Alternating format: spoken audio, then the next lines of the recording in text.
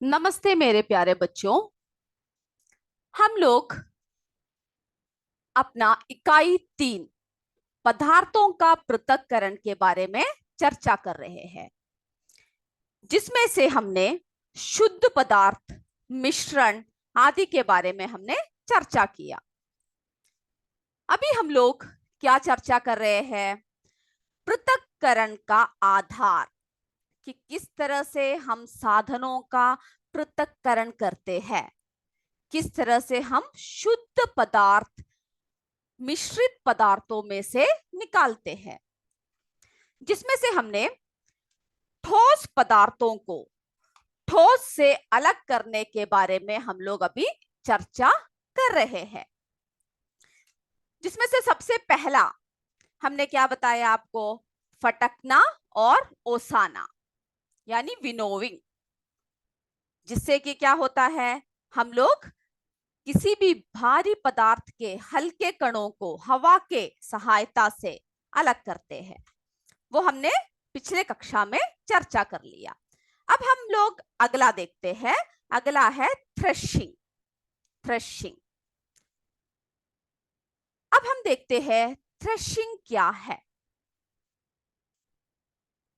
आप जब आपने अगर कहीं खेत देखे हैं तो आपने देखा होगा कि खेतों में क्या होता है, धान के सूखे पौधे के गट्ठर देखे होंगे।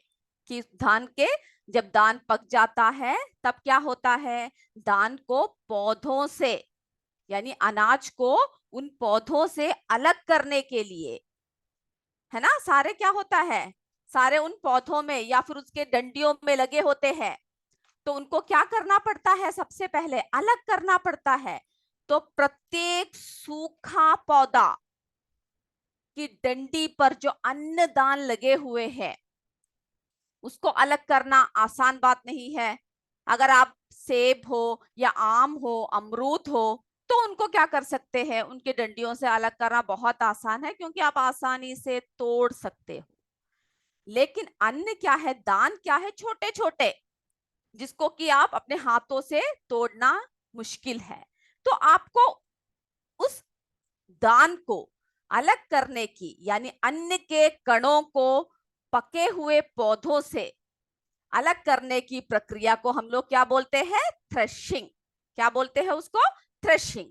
यानी अन्न के कणों को किसको अलग करते हैं हम लोग?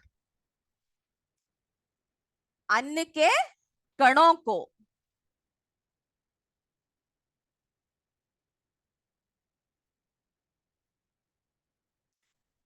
किससे अलग कर रहे हैं? पौधों से अलग करने की प्रक्रिया। पौधों से अलग करने की प्रक्रिया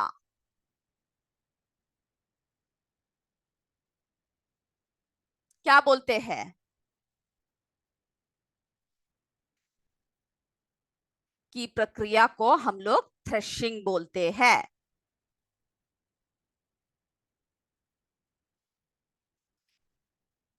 तो थ्रेशिंग क्या है?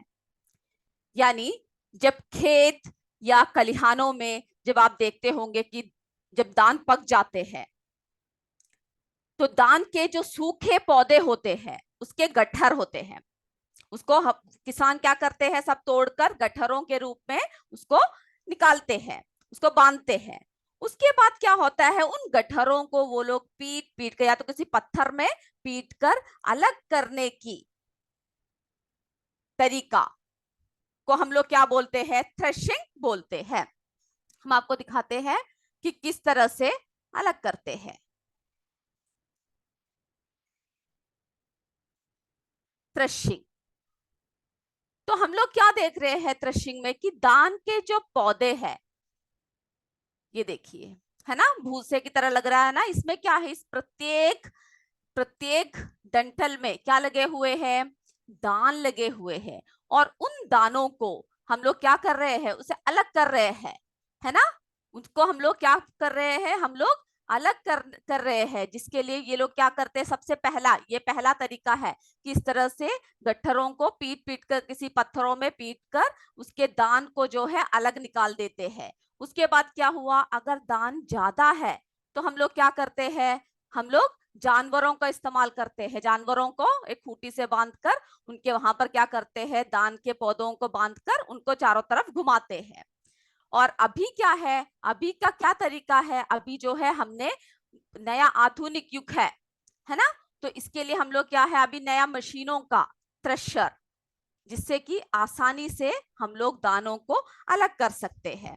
तो थ्रेशिंग क्या है, थ्रेशिंग जो है प्रत्येक सूखे पौधे की डंडी से, प्रत्येक सूखे पौधों की डंडी पर जो अन्य कण लगे होते हैं, है ना, अन्य कण जो है जो लगे होते हैं, वो क्या करते हैं कि कभी कभी उसे पत्थरों में, अगर कम है तो पत्थरों में पीट कर, और फिर क्या है उसके बाद जब हमें बहुत दानों की उन्नति हुई, तब क्या हुआ, जानवरों का इस्तेमाल किया गया, क्योंकि अकेले मनुष्यों से संभव नहीं था, तो हम लोग जानवरों का इस्तेमाल करते हैं। और अभी अत्यधिक आधुनिक युग में हम लोग किसका इस्तेमाल करते हैं, थ्रेशर मशीनों का इस्तेमाल करते हैं। तो थ्रेशिंग क्लियर हो गया ना, थ्रेशिंग जो है अन्न के दानों को, अन्न के कणों को अलग करने की जो तरीका है, उसको हम लोग क्या बोलते हैं, उसको जिस तरीका का इस्तेमाल कर कर हम लोग अन्न के कणों को पके हुए पौधों से अलग करते हैं, उस प्रक्रिया को हम लोग थ्रेशिंग बोलते हैं। अब अगला देखते हैं, अगला कौन सा तरीका है।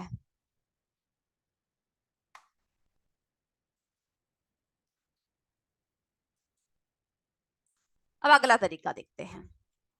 अगला है, आपने देखा होगा आपके मम्मी लोग क्या करते हैं, जब चावल या कोई भी दाल, कोई भी चीज जब पकाती है, तो उससे पहले उनको लेकर वो क्या करते हैं, बीनते हैं, हाथों से बीनते हैं,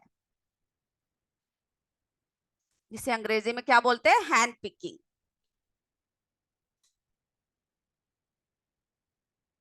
है ना, बीनना। तो आपने देखा होगा कि आपकी मम्मी या कोई भी जब आपके घर में खाना पकाता है, तब क्या करते हैं वो लोग, हाथों से, जैसे कि दाल हो, चावल हो, गेहूं हो, उसमें जो जो अशुद्धियां होती है उसको दूर करने के लिए वे लोग, जब ज्यादा अशुद्धियां ना हो, जब कम अशुद्धियां हो, तो जब हम लोग प्रतिदिन पकाने से पहले उसको बीनते हैं। वो आपको अलग दिखता है, जैसे कि दाल पीले रंग के हो तो उसमें हो सकता है काले काले रंग के कुछ पड़े हो, या चावल सफेद रंग के है तो उसमें काले या बुरे रंग के कोई भी, या फिर कोई डंठल पड़े हो या कोई पत्थर पड़े हो, जो आप आसानी से हाथों से अलग करते हैं। तो ये क्या है, ये एक अलग तरीका है बीनना। बीनना हैंड पिकिंग यानी हाथों से बीन कर डालना, पके हुए, यानी जब पकाने से पहले आप क्या करते हो, उनको बीनते हो, जिससे कि अनुपयोगी पदार्थ जैसे कि कंकड़, पत्थर आदि क्या होता है, आदि हम लोग हाथों से बीन कर निकालते हैं। हाथों से बीनकर हम लोग क्या करते हैं, कंकड़ पत्थर आदि हाथों से बीनकर निकालते हैं। जैसे कि आप देखते होंगे, ये देखिए, ये क्या कर रहे हैं, हाथों से बीन, जैसे कि ये देखिए, ये कोई दाल कुछ है ना, उड़द दाल है, इसमें से जो काले काले जो पड़े हुए हैं, वे सब क्या कर रहे हैं, वे हाथों से बीन कर डाल रहे हैं, जो आपको दिख जाता है, उसमें से आपको अलग ही दिखता है, जिसको हम हैंड पिकिंग कहते हैं, है ना। इस विधि का उपयोग कर कर हम लोग क्या करते हैं, जो हम लोग रोज जो खाना बनाते हैं, उससे पहले हम लोग अशुद्धियों को दूर करते हैं। जैसे कि कुछ अनुपयोगी पदार्थ अगर आपके आपके भोजन में, या फिर आपके दाल में, चावल में, गेहूं में आदि पड़े हो, तो वो क्या करते हैं, जैसे कंकड़ हो, मिट्टी के कण हो, या फिर कोई भी आकृति जो दाल की जैसे ना लगे, उनको क्या करते हो, जो आकार आकृति में भिन्न हो, उन्हें हाथों से बीनकर पृथक कर लिया जाता है। और इस प्रक्रिया को हम लोग क्या कहते हैं, इस प्रक्रिया को हम लोग बीनना कहते हैं। क्या कहते हैं, इस प्रक्रिया को बीनना कहते हैं। यानी हम लोग क्या करते हैं, हाथों से कैसे बीनकर हटाते हैं, हाथ हाथ से, हाथ से बीन कर,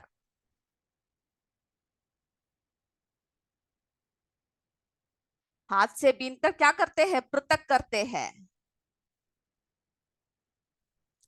हाथ से बीनकर पृथक करते हैं। इस प्रक्रिया को हम लोग क्या बोलते हैं? बीनना बोलते हैं। Hand picking. Hand picking. तो ये सब क्या है? ये सब ठोस पदार्थों को ठोस से पृथक करने के तरीके हैं, जिसमें हमने फटकना और ओसाना यानी विनोइंग के बारे में पढ़ा। जिसके उसके बाद हमने क्या देखा? थ्रेशिंग देखा। थ्रेशिंग। और उसके बाद क्या देखा हमने? बीनना, हैंड पिकिंग। अब देखते हैं अगला कौन सा है। ये सब आप किताब में जाकर पढ़कर अपने नोटबुक में एक एक कैसे पृथक करते हैं उन सब के बारे में आप पॉइंट्स में लिखोगे, भी पढ़कर लिखोगे। अब जो है अगला है, अगला जो तरीका है वो है चालना यानी सीविंग।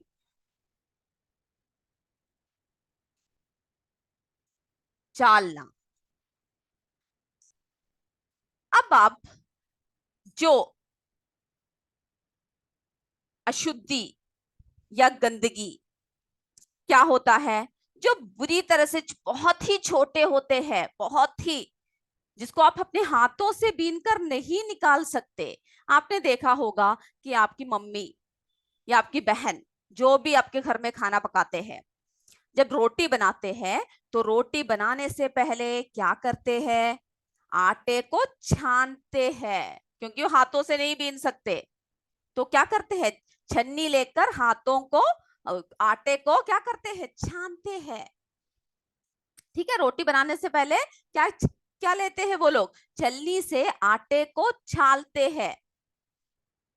और जब वो लोग आटे को छालते हैं तो देखते हैं कि आटे में जो है शुद्ध जो आटा होता है, वो नर्म आटा जो होता है, जो जिसके कण बहुत ही छोटे होते हैं, वो सब नीचे आपके जो बर्तन है जिसमें वो लोग छाल रहे हैं उसमें गिरता है। और जो गंदगी, जो भूसा या जो भी हल्की हल्की अशुद्धियां हैं, वे सब किसमें रह जाते हैं? छालनी में रह जाते हैं।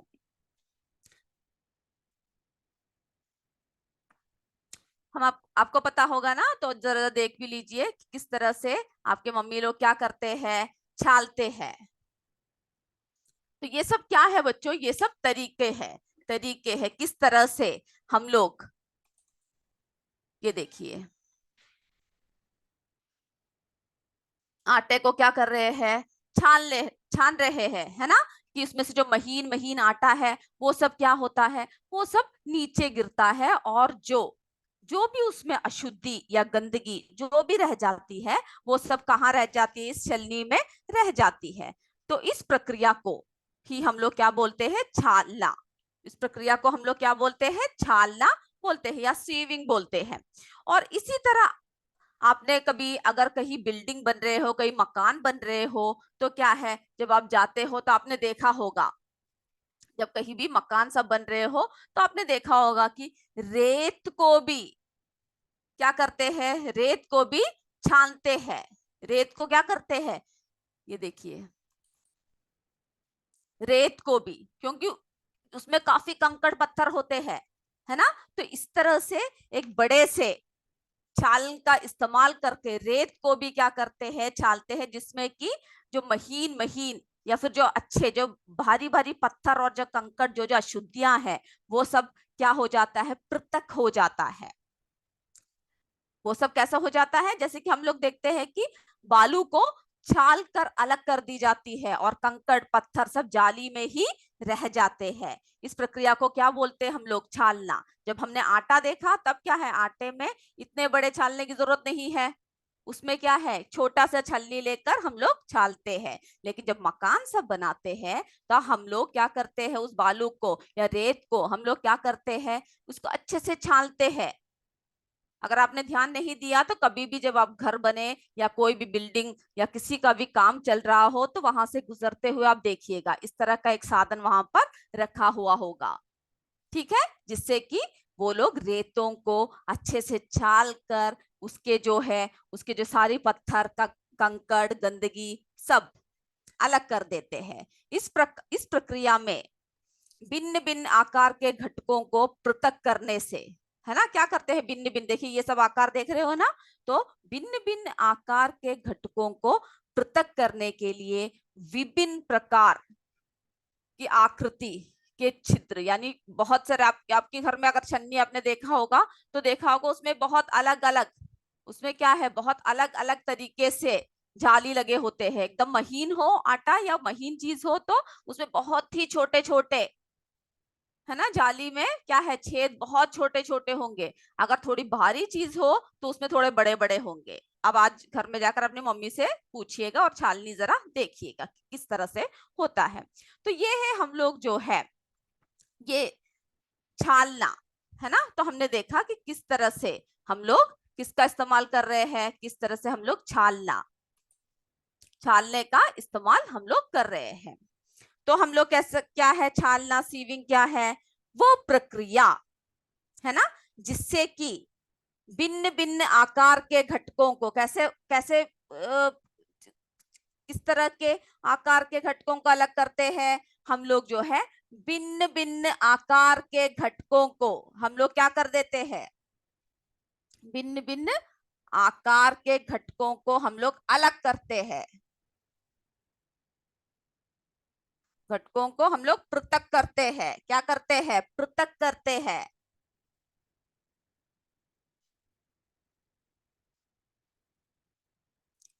पृथक करते हैं। तो पृथक करने के लिए हम लोग क्या करते हैं, छालना, है ना, इसका इस्तेमाल करते हैं। हमने देखा, घर में भी देखा, और जहां पर मकान या कोई भी बिल्डिंग का जो काम चल रहा हो वहां पर भी हमने देखा कि किस तरह से अलग तरीके से हम लोग इसका छालने का इस्तेमाल करते हैं। तो हमने अभी किस किस के बारे में पढ़ा, हमने अभी कौन कौन से, किस तरह से, हमने क्या क्या पढ़ा, हमने अभी तक हमने देखा कि किस तरह से ठोस पदार्थों को ठोस से पृथक करते हैं, जिसमें हमने विनोइंग, फटकना और ओसाना देखा, है ना, हमने उसके बारे में पढ़ा। उसके बाद हमने थ्रेशिंग पढ़ा, फिर हमने बीनना पढ़ा, और उसके बाद फिर हमने क्या देखा, चालना, सीविंग, है ना, बीनना, हैंड पिकिंग। इतनी सारी बातें हमने अभी तक पढ़ लिया कि किस तरह से पदार्थों को या किस तरह से अशुद्धियों को अलग करते हैं। अब अगला देखिए, इतनी इतनी बातें आपको क्लियर हो गई है ना।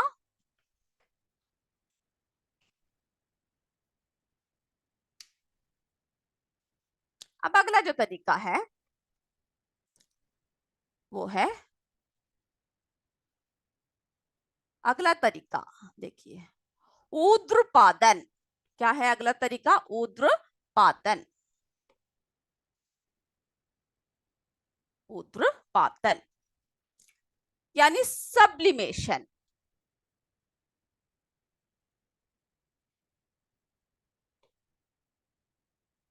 Sublimation, ऊर्ध्वपातन, sublimation.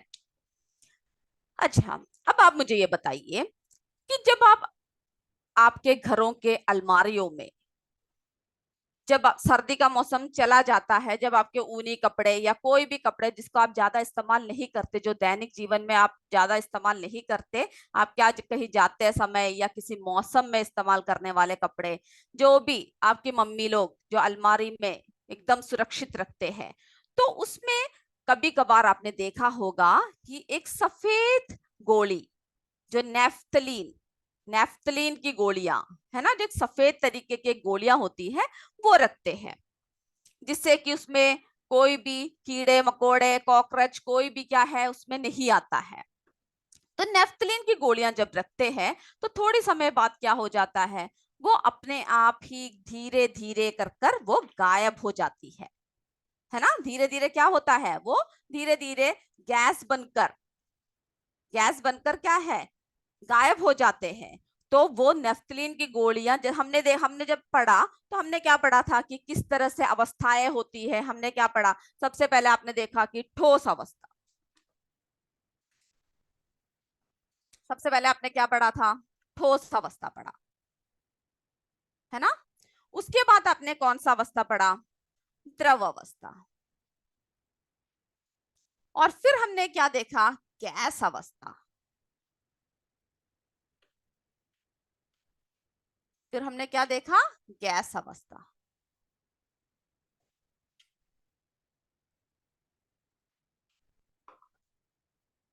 गैस अवस्था है ना।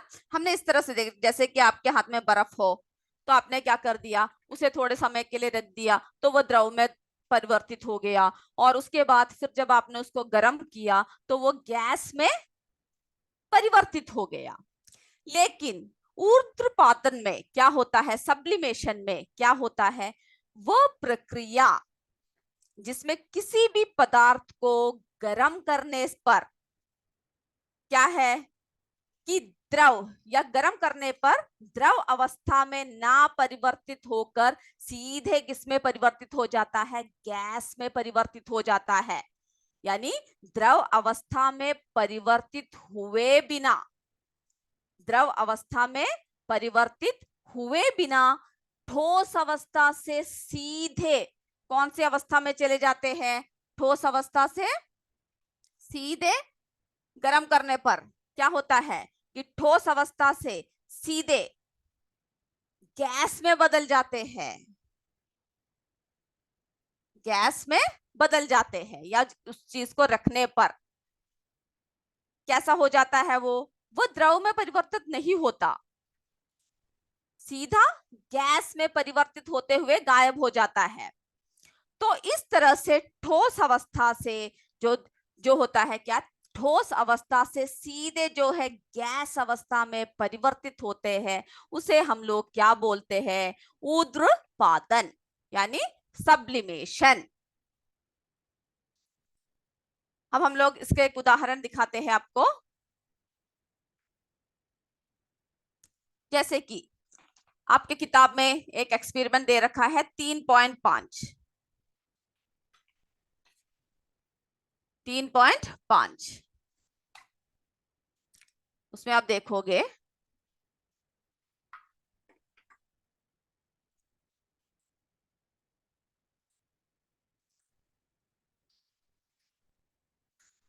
देखिए, उसमें आप देख रहे हो कि एक बर्नर दे रखा है ना। क्या दे रखा है? एक, ये देखिए, ये क्या है? बर्नर जल रहा है। बर्नर एक स्टैंड में क्या रखा हुआ है? आपने देखा कि स्टैंड में इस तरह का एक बर्तन रखा हुआ है, और यहाँ पर एक कांच की प्याली रखा हुआ है जिसमें कपूर और नमक का मिक्सचर दोनों डाल रखा है, कि हमें देखना कि किस तरह से दोनों अलग होते हैं। किस तरह से क्या है? दोनों अलग होते हैं। तो इसमें आपने देखा कि क्या है, एक की, और यहाँ सबसे ऊपर क्या रखा हुआ है? एक रुई का टुकड़ा रखा हुआ है, या फिल्टर पेपर, कुछ भी रख सकते हैं। और इसको जो है उल्टा रखा हुआ है ना। तो हम लोग ने क्या देखा कि क्या कांच की प्याली में कपूर और साधारण नमक का मिश्रण ले रखा है, और क्या है, एक कीप में जो है फिल्टर पत्र लगा हुआ है, या रुई का टुकड़ा कुछ भी लगा रखा है। और फिर हम देखेंगे कि जब हम यहाँ पर ये बर्नर को जला रहे हैं, है ना, जब हम इस बर्नर को जब जला रहे हैं तो हमने क्या देखा कि इसकी जो यहाँ पर जो रुई है वो हल्की सी भीगी हुई रखी हुई है। किस तरह की रुई रखी हुई है? पानी से भीगा हुआ रुई का कीप जो है बाहरी भाग पर लगा हुआ है। और जब ये जल रहा है तो क्या हुआ, इसमें जो कपूर है वो जलते हुए क्या है, ऊपर गैस के रूप में इस रुई के ऊपर को आ रहा है। फिर हम जब ये रुई के ऊपर क्या लगा हुआ है, पानी लगा हुआ है, तो जब ठंडा हो गया ये, है ना, तो ये कपूर आपको दोबारा ठोस अवस्था में आपको मिलेगा। जब आप इस रुई को उठाकर देखोगे तब क्या होगा, ये जब फिल्टर पेपर या उसके ऊपर रुई को रखोगे जो गीला है, जो फिल्टर पेपर अगर यहाँ पर रखा है तो उसको जब आप उठाकर देखोगे तो उसमें कपूर लगा होगा। और नमक कैसे अलग हो जाएगा? जब भाप बनकर या गैस बनकर जब उठ जाता है तब उसमें से नमक भी अलग हो जाता है। है ना।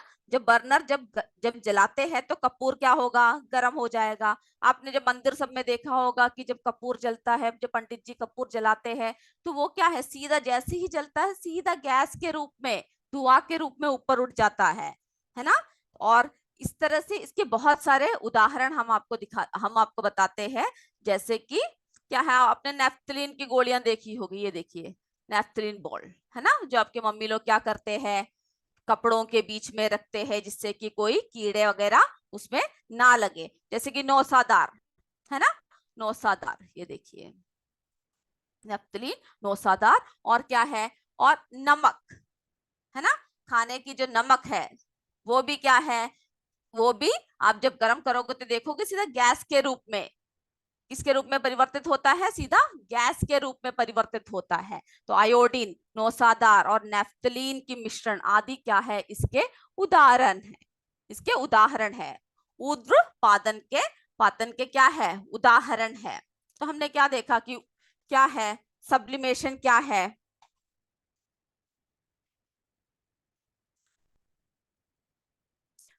कि द्रव अवस्था में परिवर्तित हुए बिना, ये आपके किताब में डेफिनेशन दे रखा है।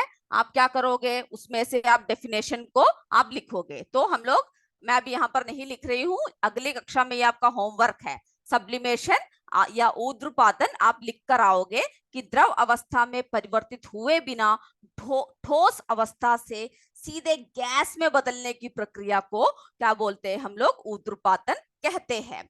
और क्या होता है, गैस से सीधे ठोस, उसके बाद गैस से हमने देखा, जब हमने वो एक्सपेरिमेंट किया, जो परीक्षण किया, तो कपूर क्या हुआ, सीधा ठोस रूप में बदल गया, है ना। तो वो ठोस रूप में बदल जाता है, गैस से किस रूप में बदलता है, सीधा ठोस रूप में बदलता है। अब हम लोग एक छोटी सी परीक्षा लेते हैं। अब हमारे पास समय कम है, अब क्या कीजिएगा, जल्दी जल्दी प्रश्न देखिएगा और उत्तर दीजिएगा। सभी अपने किताब को बंद कर दीजिए।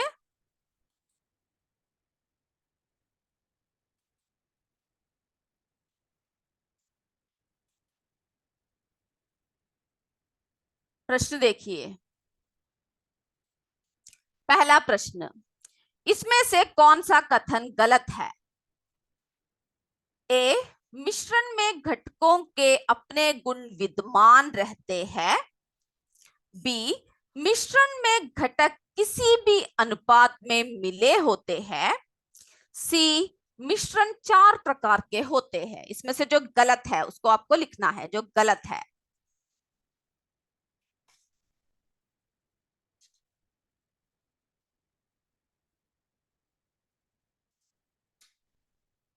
चलिए अगला प्रश्न देखिए। चावलों से कंकड़ को पृथक करने का क्या उद्देश्य है। चावलों से कंकड़ को पृथक करने का क्या उद्देश्य है। ए, चावल को सुंदर बनाने के लिए। बी, हानिकारक अशुद्धियों को दूर करना।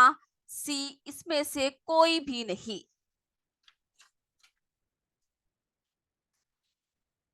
ए बी सी करके लिखना काफी है, और कोई किसी को दिखाएगा भी नहीं और कोई भी किसी से पूछेगा नहीं। अगर आपने सही से सुन रखा है तो आप लिख सकते हो। फटकना और ओसाना का अंग्रेजी में क्या कहते हैं। फटकना और ओसाना को अंग्रेजी में क्या कहते हैं। ए, विनोविंग। बी, रिनोविंग। सी, रिमूविंग।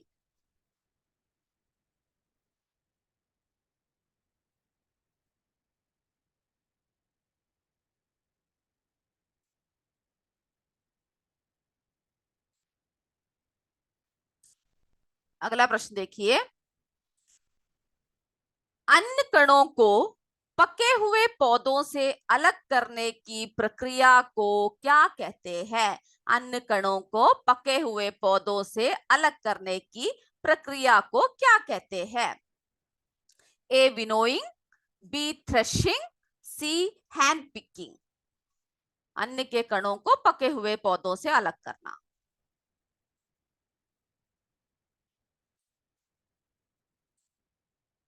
हाथ से बीनकर अशुद्धियों को दूर करने की प्रक्रिया को क्या कहते हैं? हाथ से बीनकर अशुद्धियों को दूर करने की प्रक्रिया को क्या कहते हैं? ए बीनना, बी नापना, सी चालना। हाथों से बीनकर।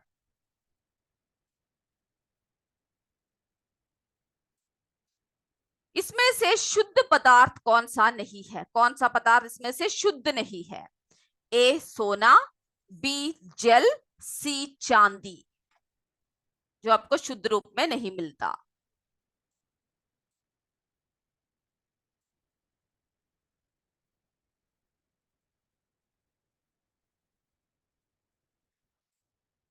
अगला देखिए, शुद्ध पदार्थ वे पदार्थ है, ए जो खाने में शुद्ध हो, बी जिन्हें छानकर और वाष्पित कर पृथक किया जा सके, सी जिसमें सभी अणु समान प्रकृति के हो। शुद्ध पदार्थ।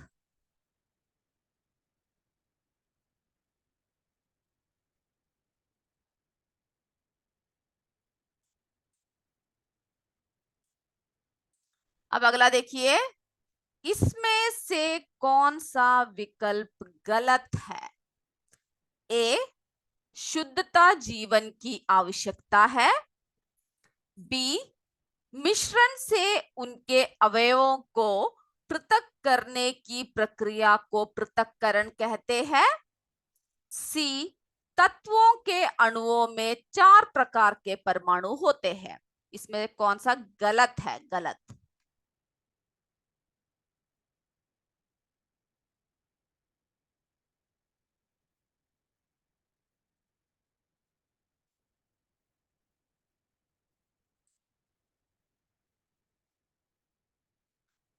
वायु डैश है, ए शुद्ध पदार्थ, बी समांगी मिश्रण, सी विषमांगी मिश्रण। वायु।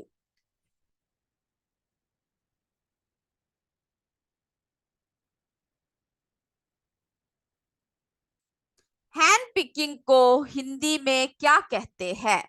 हैंड पिकिंग को हिंदी में क्या कहते हैं? छीनना, बीनना, नापना।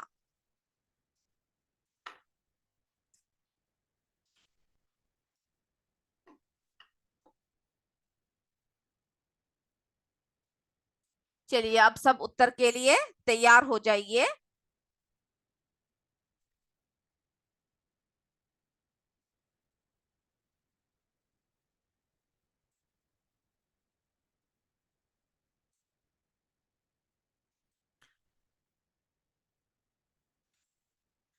पहला प्रश्न, इसमें से कौन सा कथन गलत है? माइक ऑन करके बताइए।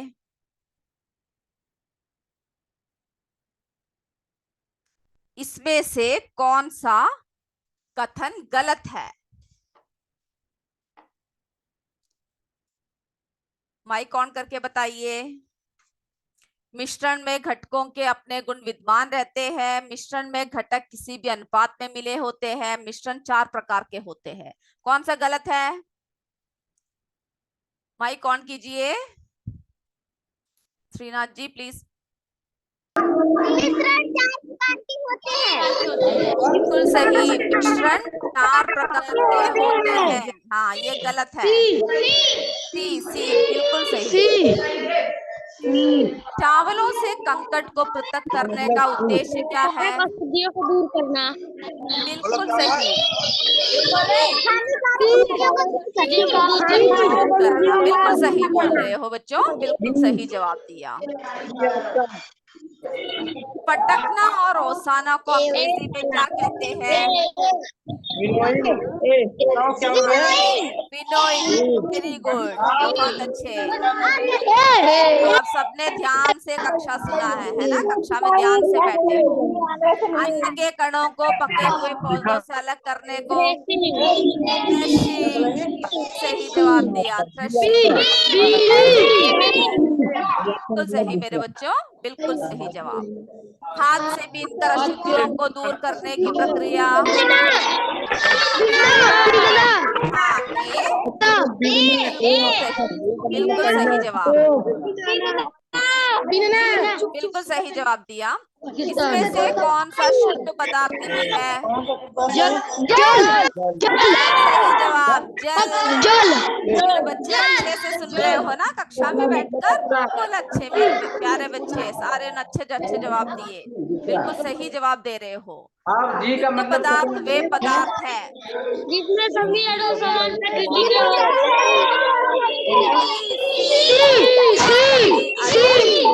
सी, बिल्कुल सही, शुद्ध पदार्थ है ना, बिल्कुल सही जवाब दिया।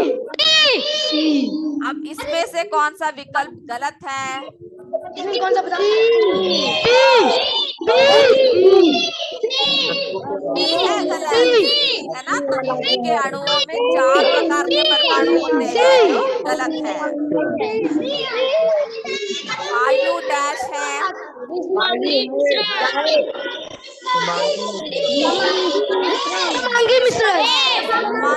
ना, बिल्कुल सही जवाब दिया। हैंड पिकिंग को हिंदी में क्या कहते हैं? बीनना, बिल्कुल सही जवाब। आज मेरे बच्चों ने बिल्कुल सही सही जवाब दिया है, सभी ने कक्षा अच्छे से सुना है। मुझे बहुत खुशी हुई कि आप ध्यान से बैठे हो। इसी तरह अगली कक्षाएं भी आप ध्यान से सुनिएगा, और हम लोग आगे के कक्षा में जब आएंगे तो आप अच्छे से किताब को पढ़कर आइएगा, ताकि आपको एकदम से समझ में आ जाए। तो इसी के साथ हम आज की कक्षा समाप्त करते हैं। जय विद्या शक्ति, जय हिंद, जय भारत। धन्यवाद मेरे बच्चों।